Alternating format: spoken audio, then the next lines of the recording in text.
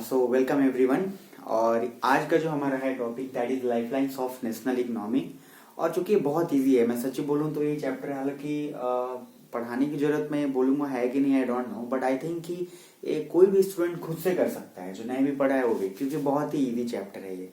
अगर एक बार आप रीड कर तो इसमें ना तो कोई वर्ड इसके टफ है ना ही सेंटेंसेस इसके टफ है, काफी इजी है। फिर भी मैं इसलिए ये वीडियो बना रहा हूँ ताकि एटलीस्ट इसका एक रफ आइडिया आपके पास हो, ताकि आप एक बार देखें और आपको रीड करने से शायद बच जाए, क्योंकि इस चैप्टर में उससे ज्यादा कुछ खास नहीं है। ठीक है, तो पहले तो जो life lines of national economy, उसका मीनिंग समझिए। सिंपल सी बात है, जो आपकी इकोनॉमी है, चाहे किसी भी कंट्री की इकोनॉमी, वो किन किन चीजों पर निर्भर करती है।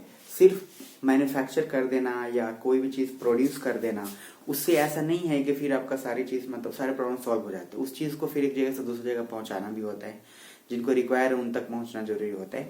तो इसमें सिंपल सा जो है, आप उतना बस ध्यान रखिए। टॉपिक्स देखेंगे तो मीन्स ऑफ ट्रांसपोर्ट चूंकि सबसे इंपॉर्टेंट है इसमें, एक इसमें टूरिज्म एज ए ट्रेड, उसको भी यहाँ पे रखा गया है टॉपिक के अंदर। ठीक है, तो सिंपल है। यहाँ पे लैंड, वाटर, एयरवेज, यार आप लोग बहुत आराम से जानते हैं इस चीज को। ठीक है, तो लैंड में क्या है, रोडवेज, रेलवेज, पाइपलाइंस, तीन चीज। वाटरवेज का भी है, जैसे ओवरसीज और इनलैंड। उसी तरीके से एयरवेज का है, डोमेस्टिक एयरवेज, इंटरनेशनल एयरवेज होते हैं। डोमेस्टिक में भी कुछ पब्लिक अंडरटेकिंग्स के लिए इस्तेमाल होते हैं, कुछ प्राइवेट एयरलाइंस भी होते हैं जो वीआईपीज होते हैं और बिजनेसमैन बड़े बड़े होते हैं। ये एक पर्टिकुलर चीज है। ठीक है, आप समझने के लिए देखिएगा तो आपसे ज्यादातर ना डिफरेंस पूछा जा सकता है कि तीनों में डिफरेंस क्या है। पहले तीनों में मेजर डिफरेंस आपको समझ लेना जरूरी है। ठीक है, तीनों का मेजर डिफरेंस है। अगर आप रोडवेज की बात करते हैं तो रोडवेज क्या करता है, आपको बिल्कुल door to door facilities provide करता है। जैसे अगर रेलवेज की बात करें और अगर आप एयरवेज की बात करें या वाटरवेज की बात करें, ठीक है, मतलब लैंड, एयर, वाटर, तीनों में अगर हम बात करते हैं तो आप अगर वाटर से आते हो तो आप किसी पॉट पे उतरोगे, पॉट से फिर घर जाने के लिए आप लैंड का ही इस्तेमाल करोगे। अगर आप रेलवेज के अकॉर्डिंग में आते हो तो किसी पर्टिकुलर स्टेशन पे उतरोगे, वहां से आपको घर जाने के लिए भी कुछ लेना ही पड़ेगा, कन्वीनियंस। एयरवेज से आते हो, एयरपोर्ट उतरोगे, फिर वहां से। कहने का मतलब ये है कि आप चाहे बेशक से किसी भी चीज से आओ, लेकिन फाइनली आपको लैंड का लेना पड़ेगा। और इसलिए डोर टू डोर फैसिलिटीज जो है वो land means of transport provide कराता है, जिसमें जनरली रोडवेज हम कह सकते हैं। फिर भी ठीक है, ये सबसे मेन डिफरेंस है।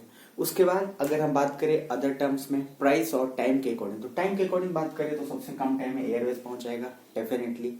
लेकिन उसी तरीके से अगर प्राइस की बात करें तो भाई प्राइस भी तो ज्यादा लगेगा, टाइम सेव होगा तो कंपैरेटिवली इन दोनों से। वाटरवेज में बहुत टाइम लगेगा, डिपेंडिंग अपॉन वो भी कि आपका कितना है। सेकेंड चीज, ये डिफरेंस सबसे इंपॉर्टेंट आप समझ लीजिए, ये आप खुद से कर सकते हैं, कोई बहुत बड़ा ये मामला नहीं है, समझ रहे हैं आप। खैर फिर भी ये डिफरेंस आप दिमाग में रख लें। अब इसके अंदर है, रोड के अंदर बात करें तो रोड डेंसिटी क्या होता है, तो लेंथ ऑफ रोड पर 100 square kilometre of area, 100 square kilometre के एरिया में कितना जो है पॉपुलेशन है, दैट इज रोड डेंसिटी आप कह सकते हैं। ठीक है, इसके अंदर रोडवेज के अंदर अब डिफरेंट डिफरेंट टाइप्स होते हैं। जैसे गोल्डन क्वाड्रिलेटरल सुपर हाईवेज होते हैं, जो बहुत ज्यादा क्वाड्रिलेटरल, जो मतलब बहुत ज्यादा मोर देन 5-6 स्टेट्स को कवर करते हैं, कनेक्ट करते हैं, सॉरी कवर नहीं, कनेक्ट करते हैं। वो जो है उसमें NHAI अथॉरिटी होता है, एक होता है CPWD। तो NHAI क्या होता है, national highway authority of India. CPWD होता है सेंट्रल पब्लिक वर्क्स डिपार्टमेंट, जो उसके उसी तरह से स्टेट हाईवेज होते हैं। Central public works department from state to the directly, मतलब मोर देन वो कवर करते हैं। स्टेट हाईवेज में आप देखोगे तो स्टेट के अंदर इसके पावर्स होते हैं। स्टेट उसको जैसे from town to the main city और ऑफ दैट पर्टिकुलर स्टेट, जैसे दिल्ली है।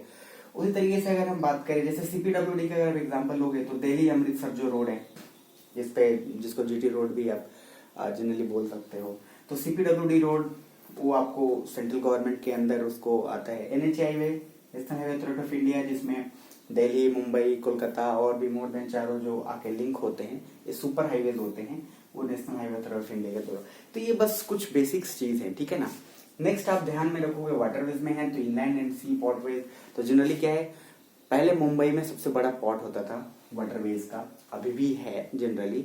जब इंडिया इंडिपेंडेंट हुआ तो इंडिपेंडेंट होने के बाद क्योंकि उस पर बहुत ज़्यादा लोड बढ़ गया था मुंबई पोर्ट पे, इसलिए गुजरात में जो कच्छ जगह है वहाँ पे काडला नाम का जो है वहाँ पे पोर्ट वहाँ पे किया गया ताकि प्रेशर जो बढ़ रहा था मुंबई पे उसको थोड़ा रिड्यूस किया जा सके, क्योंकि यहाँ से बहुत सारी चीज़ें जो हैं ट्रांसपोर्ट होती है, एवरीथिंग आप समझ सकते हैं। और वाटरवेज पहले के समय में, मतलब पहले के समय में तो इन दोनों का लगभग कोई नामो निशान नहीं था।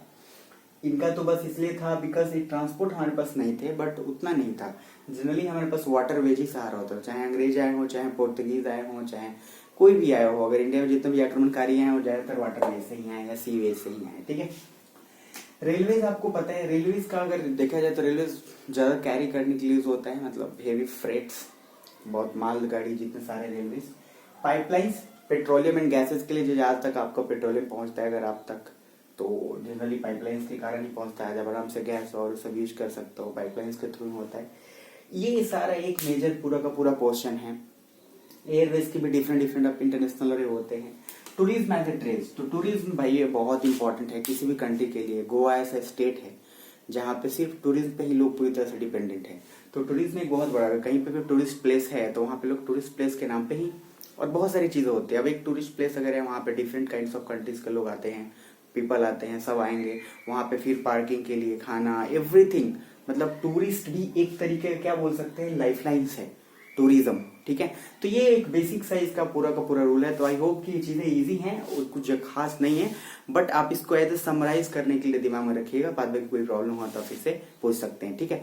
लेकिन मैं आपको जाते जाते एक बात बताना चाहूंगा कि जब भी इस चीज को करें तो खुद से इस पे सोचे। एसएसटी में ना जनरली आपको कोई भी समझाने के बावजूद भी आपको खुद से रीड करके खुद से सोचना थोड़ा पड़ेगा। हमेशा सोचिएगा, तभी आपको हेल्पफुल होगा, क्योंकि सारी चीजें आपको बताए जाने के बाद भी ऐसा जरूर नहीं है कि सब कुछ आपको कवर हो सके। इसलिए कोशिश हमेशा ये करना है कि आप एसएसटी में खुद का भी खुद सोचे, क्योंकि ये सब रिलेटेड है आपसे, ठीक है। तो आई होप आपको अच्छा लगा होगा, कुछ बुरा लगा होगा तो आप मेरे से पूछ सकते हैं। फिर मिलते हैं नेक्स्ट वीडियो में।